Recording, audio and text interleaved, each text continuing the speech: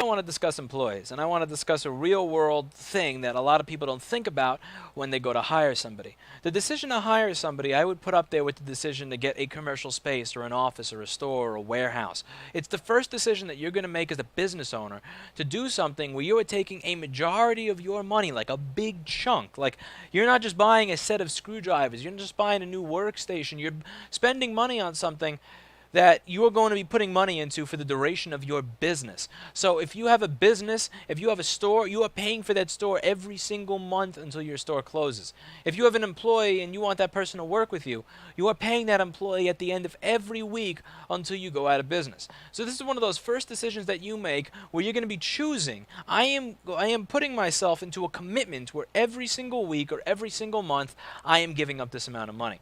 And that's a very, very hard thing for a lot of people to do because they look at the business model that they have and they see, I'm getting everything done right now. It's a pain in the ass, but why do I need somebody?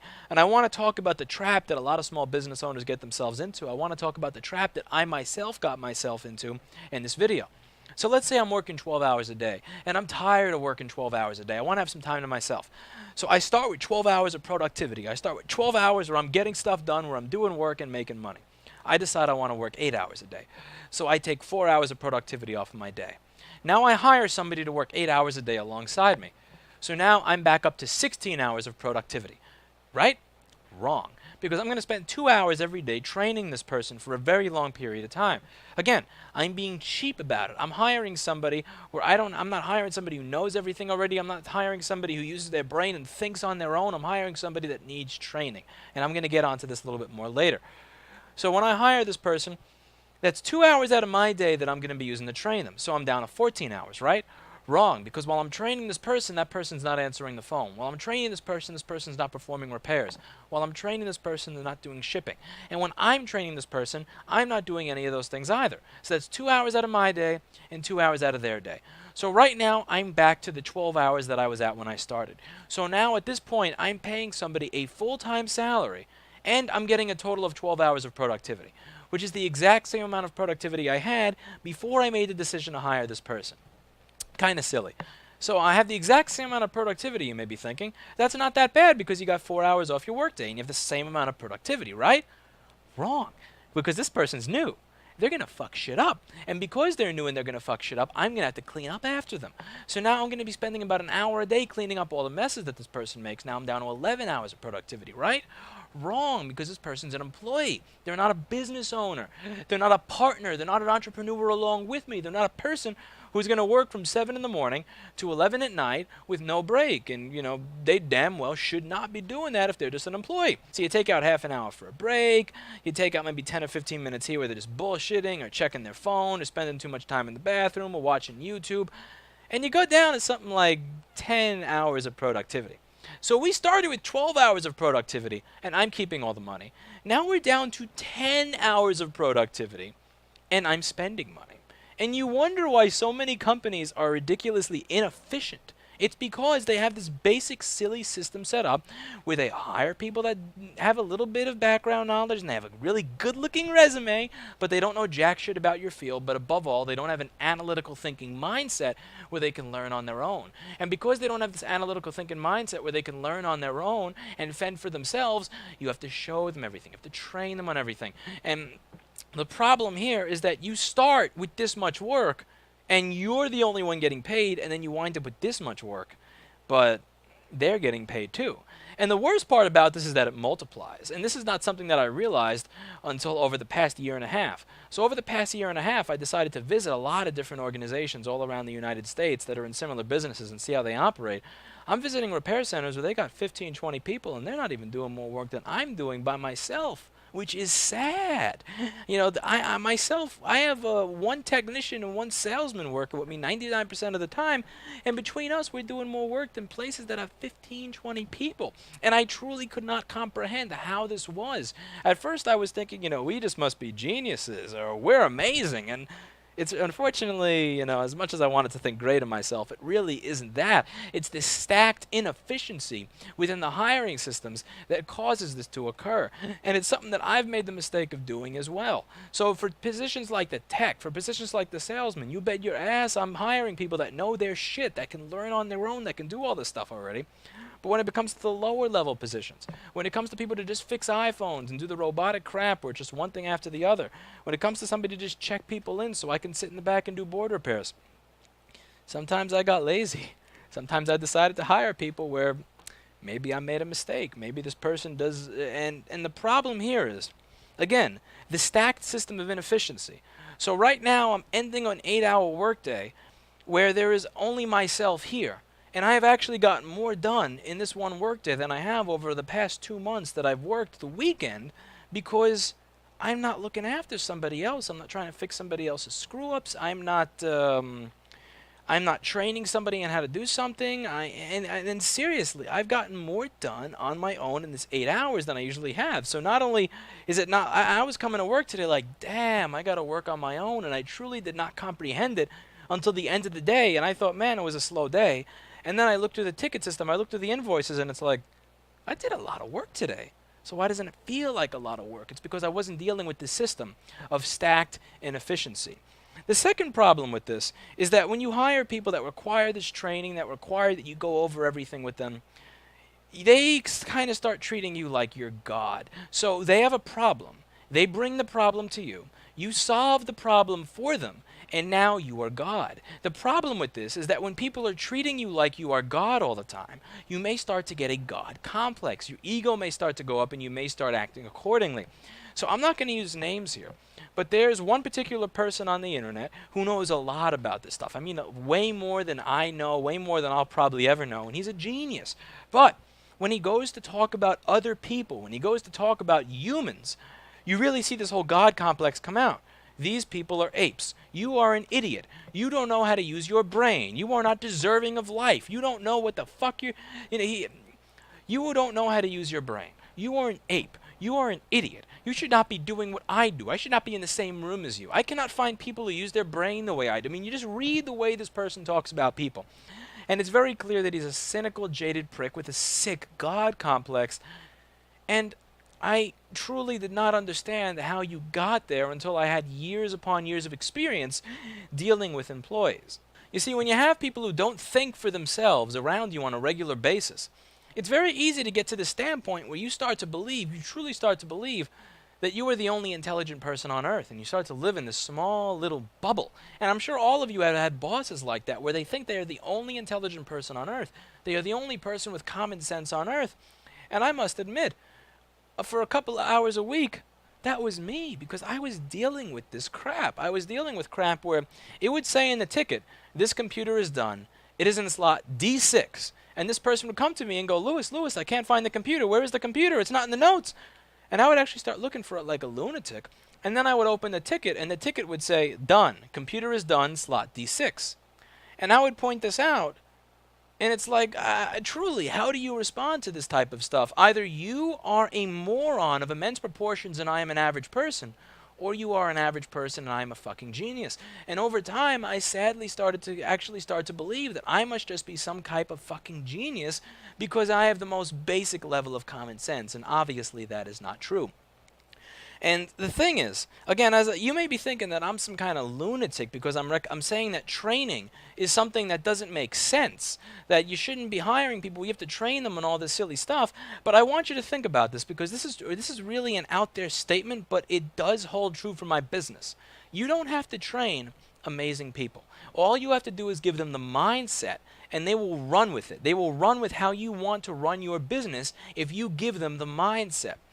You may be thinking, how do you do something without learning it? How can I know how to do something if somebody doesn't teach me? Well, usually when you learn something, somebody teaches it to you. But where did that person learn it from? They learned it from somebody else who knew how to do it. And eventually you go up this chain, you go up all the way up the ladder, and you find out that the person who already knew, eventually you find out that there was somebody up there who already knew how to do it because they taught themselves. So if you hire people who have the capability to teach themselves, if you hire people where you say, this is the goal, I want to achieve this goal. Get me there. And you're willing to pay the extra money to have those people. You won't have this system of stacked inefficiency in your organization because you're not going to be working with people where you are wasting hours upon hours upon hours of time on disciplinary crap, on management crap, on training crap, because they're already going to know how to do it. And if they don't know how to do something, they're intelligent. They are going to train themselves. And again, if you're used to dealing with standard employees where you say, I want to do this, and they're like, I don't know how to do this. And then you show them how to do that, and then they go, well, I know how to do that, but how do you do this? And then you show them how to do this, and they go, well, I know how to do this, but now how do you do that? You're going to be wondering to yourself, do these people even exist? And I assure you, they are out there. I have found them. Again, 3 people doing more work than organizations that have 15 to 17 people. Right now, we are stealing business, legitimately stealing business away from motherboard repair companies that have like 108 employees. I am going to be honest with you right now and tell you that at this point in time, at October 24th, 2014, I am doing 99% of the board repairs for my own company. And I'm doing it on my own, and I'm getting a volume that's pretty damn similar to some of these other people. And the way I do it is I avoid this system of stacked inefficiency. When people just use their brain, when everybody's on the same page, you don't have this system of crap. Like, for a great example, the other day, this guy comes in needing board repair, and we're talking over the options with him, and we tell him for this specific board repair, for this specific thing that's wrong with it, it's $250. And he's like, literally, like, no joke, I was opening the bottom of his computer, my screwdriver stopped turning. Like, it literally stopped turning, the joint just stopped. And the sales guy who's looking at me, like, he looked at me like this, like he was putting his hand near my wrist to tell me to stop turning the screwdriver, but we were on the same page right there. Like, I didn't have to tell him, okay, I'm done, I'm going back to making money. And I didn't have to tell him, okay, there's no point in having a drawn-out 20-minute conversation. We're done here. We were on the same page. And since we were on the same page, since he knew the mindset, since he knew the mission and purpose of my business, since he knew how it operated, we didn't have to waste time on crap. See, if I had somebody who wasn't on the same page as me working here, if I had somebody who required that constant training, that list of standards and how to deal with every situation because they didn't think or use their brain, that would have got checked in. Then I would have opened it. Then I would have spent 40 minutes diagnosing the board issue. Then we would have had somebody call and explain them for 20 minutes what was wrong with it, what the pricing is. All this crap would have been done, and we would have wasted almost an hour of company time on this crap. Instead, we spent something like 45 seconds on it. All because we were on the same page.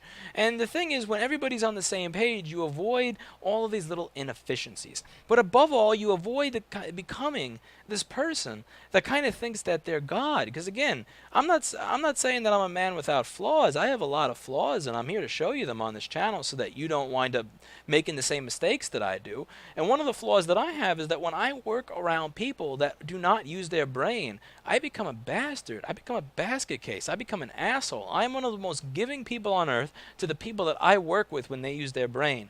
But when I work with people who do not have their brain actively engaged on a regular basis, I become just a steaming pile of crap. And I don't mean like steaming pile of crap like I'm saying you're a fucking idiot, you're a moron, what kind of dumbass are you?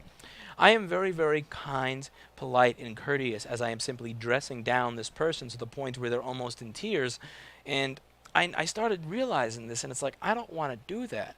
I don't want to do that to another human being, which is why I'm kind of trying to change my company policy back to the point where for even the most basic job positions, I'm hiring people who are always using their brain, who are always able to train themselves on something new. And again, this is something that I get a lot. They go, how do you teach people how to do this? How do you hire people? And what is your regimen for training them on how to do all these things? There's no training. There's a mindset. I give people a mindset, and they run with it on their own. Next week, we're going to be getting Retina MacBook Pro screens in, and when we get those in, I'm not going to be training the other guys here on how to do the job. They're going to be teaching themselves because they have a brain. I hired somebody recently who does nothing but BGA rework. He's going to solve a problem with uneven heating that I've been having on the machine. I'm not going to be showing him how to do this. He's going to be doing it himself because he has a brain. When you go to hire people, you have to hire people who are going to free you up to do other things. You hire help. You hire people to solve problems. You don't hire people to bring you problems. Customers bring you problems. Vendors bring you problems. The IRS brings you problems. You don't need more people to bring you problems. You don't need to pay people to bring you problems. You hire people to take those problems that come to you and come up with solutions for them. And that's what I'm telling you that you need to do. So even if you got to spend a little bit extra money, I assure you it is worth it to hire people who know how to solve problems. It is worth it to hire people who can figure out solutions to problems on their own so that you don't have to do it. And again, I've hired people where I am literally watching them fail because I get to the point where I'm simply tired of having to help them all the time. Just a few weeks ago, I'm at a point where somebody is working for me, and I'm watching them fail. Like, I'm watching them legitimately fail. Fail to answer the phone and deal with people so that they're comfortable. Fail to do the repairs that they're given quickly. Fail to make the people who walk into the store feel comfortable. And this girl is looking at me like, you're an asshole. You should be helping her. And this woman actually said something about it. And the thing is, I'm thinking to myself, you're just a negative, bad person. I don't want to deal with you. And this person was kind of negative. It was one of those people that's like, you tell them it'll be 20 minutes to fix their phone, they come back in 5 minutes and want to know why it's not done. But truly, in reality, she had a very valid point. I should be helping this person. And the reason that I wasn't helping this employee is because for 2.5 years before I hired this person, I was actually doing that job on my own and excelling at it. And I was actually doing more work than this person was at that time. One of the ways you figure out if your employee is ready is to actually throw them in there and just let them suffer, let them sink, and see if they can make their way back to shore. And what a lot of employers do that's wrong is they never give the employee a chance to figure out what they're worth. They never give the employee a chance to prove themselves, to see if they can figure out everything on their own, because they think it's easier, it is quicker for them to simply do something on their own than it is for them to show somebody else how to do it.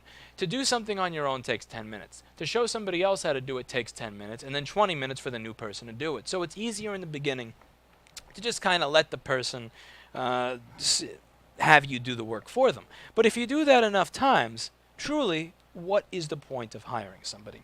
So I put this person out there to see what they would be able to do on their own, to see what they would be capable of doing on their own. And I did something that is very, very difficult to do as a business owner. I watched with them in the seat of my business crash it right into a wall. But you need to do this sometimes so that you can answer the question of whether this person has a place in your business. Because the people that you hire need to be able to do everything you would be able to do if you are not there to the same standard that you would do it. If they cannot do that, it doesn't matter what they cost. It doesn't matter how nice they are. It doesn't matter how well you get along. They got to go. And the thing that I'm trying to get across to you here is to avoid the system of stacked inefficiency by finding people who intuitively learn the same way that you do. But I'm sure that you will think right now, I'm never going to find somebody who treats my business the way I do. You're wrong. I'm sure you're thinking right now, I'm never going to find somebody who learns the way I do and how to do all the things I do. You're wrong. They're out there, and it's your job to find them. And until you find them, there is truly, I mean truly, no point in even spending $5 or $4 or $1 an hour on somebody else to do the jobs that you do, because it's just going to wind up being a waste. You are literally going to spend more time and more money and get less done than you did before. I assure you, count up the hours that you spend dealing with all this crap over the course of a day. I'm telling you right now, this entire day, I have been the only person here versus the usual Saturday. And the only difference over an 8-hour workday is that when I go to the bathroom, I have to put up a post-it on the door that says I'll be back in 5 minutes. Big whoop. And again, the God complex thing. If you have people coming to you and you solve their problems all the time, again, it's easy to get into that bad habit of doing that because it's easy to say, I want this to just take 10 minutes. It's quicker if I do it myself than if I show you, then I have to deal with you messing it up, and then it's going to take a half hour. I assure you that when you create that God complex, when you do something for somebody, they will continue to bring the problem to you. There is no reason for somebody to come up with a solution to a problem on their own if you are consistently coming up with solutions for them. So if somebody is always willing to come up with a solution, if somebody's always bringing you problems, you're always solving them, There is no motivation to this person to come up with a solution for it on their own. You need to stop doing that, because the other bad byproduct of this is not just, again, not just that this person's not going to have the training in order to do this job themselves so that they suffer when they actually have to deal with 2 or 3 customers at the same time. You are going to start to become like this dick that I'm talking about. And again, calling people apes, calling people monkeys, saying that there's nobody out there who can do the work the way you do, saying that nobody else has a brain like you. This is not something that happens overnight. This is something that happens after years upon years upon years of dealing with jackasses, dealing with morons, dealing with people that just don't learn, that do not want to learn, and ignoring all the intelligent people out there that you can have because it's simply convenient to keep this person at your business. And one of the things that you need to do is maintain a sense of professionalism and positivity if you want to remain in your business long term and be successful at it. And one of the ways you do that is by surrounding yourself with positive people who take the load off of you. And unfortunately, the positive people who take the load off of you, again, they're not the 725 that this labor poster says. And again, when I go to trade shows, when I talk to other people about what the people at this company get paid, they look at me like, what the fuck is wrong with you? And then I look at them and I say, how many people do you have? And I'm like, 8 or 12 or 16. And I go, how many tickets do you have? And it's like, yeah, man, I'm actually, technically, payroll speaking, again, people who make in the high teens, low, mid-20s, high 20s, whatever, you got 3 or 4 of those people. You compare that to a company that's got 15 or 20 people that make $10 an hour. I'm spending less on payroll than them, and I'm getting more work done. So that's something to think about.